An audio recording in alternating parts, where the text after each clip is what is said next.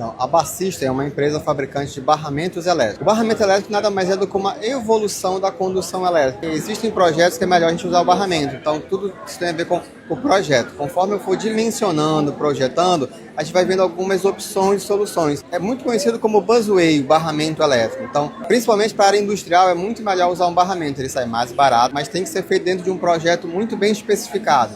Ele vai ser mais barato, vai ter menos perdas para a condução elétrica. Então, é uma novidade que nós estamos trazendo para Manaus. Hoje é muito raro ter um fabricante de barramento elétrico em Manaus. Nós estamos trazendo a Bar System. O maior objetivo desse stand da Constru Norte é divulgar o nosso barramento para todas as construções de Manaus. Então, hoje estão se concentrando aqui na feira vários construtores e vários fornecedores. Nós viemos mostrar a nossa solução para grandes empreendimentos, que é o barramento elétrico.